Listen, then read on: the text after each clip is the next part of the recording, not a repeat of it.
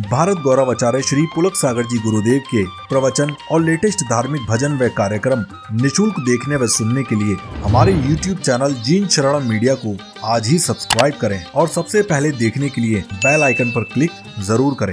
किस पर अकड़ के घूमता है आदमी, अरे माटी के पुतले ना इतरा के चल, तेरे जीवन का कोई भरोसा नहीं। बूंद पानी के पड़ते ही गल जाएगा, कच्चे बर्तन का कोई भरोसा नहीं। ध्यान रखिए, किस पर अकड़ता है आदमी, कहां भागोगे, कहां जाओगे। समय हो गया है। एक साधु ध्यान कर रहा था,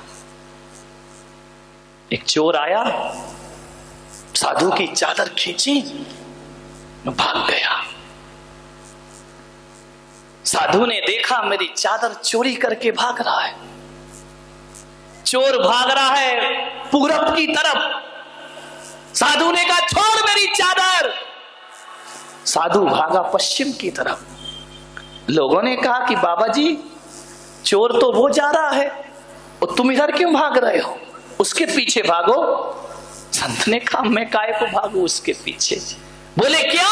बोले जाने दे उसे, मैं अपनी चादर लेके रहूंगा। संत इधर भाग रहे, चोर इधर भाग रहा है। बोले चादर कैसे मिलेगी? संत ने कहा पागल, वो बस्ती की तरफ भाग रहा और मैं मरघट की तरफ भाग रहा हूं। अरे आज नहीं तो कल ये चादर ओढ़ के आएगा तो यहीं जाएगा, भाग के कहां, इसलिए वहां नहीं जाके मैं यहां भाग रहा। ध्यान रखना, लोग बस्ती उसे कहते हैं जो रोज उजड़ती है। ध्यान रखना, बस्ती किसे कहते हैं? जो रोज उजड़ रही, कोई ना कोई रोज मर रहा है। और मरघट उसे कहते हैं जहां लोग रोज बसते हैं जाकर के, एक बार गए तो फिर वहां से लौटते। हकीकत में देखा जाए तो मरघट तो ये है जहां हम लोग रहा करते हैं, बस्ती तो वो है जहां चले गए तो फिर लौट करके वापिस नहीं। मरघट किसे कहते हैं बताइए? तुम तो उसे कहते हो जहां मुर्दे जलाते हैं।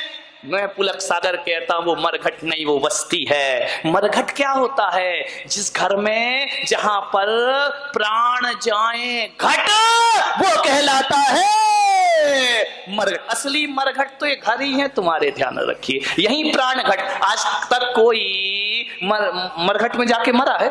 कहां मरते हो? घर में। एक आदमी आया बिठला, उसने नया नया मकान बनाया, मेरे से बोला कि इसका नाम रख दो।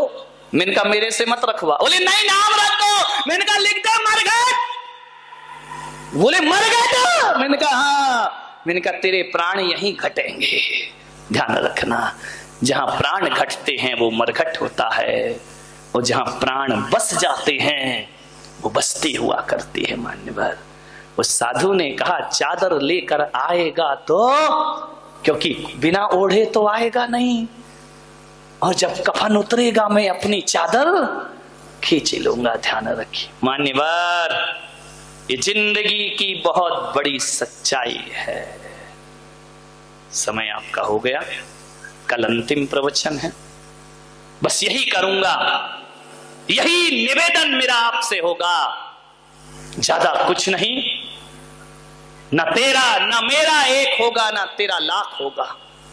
न मेरा एक होगा, न तेरा लाख होगा। न मेरी तारीफ होगी, न तेरा मजाक होगा। न मेरी तारीफ होगी, न तेरा मजाक होगा। गरूर मत कर इस शरीर पर, तेरा भी खाक होगा, मेरा भी खाक होगा। एक मुट्ठी राख से ज्यादा आदमी की कोई औकात नहीं हुआ करती है।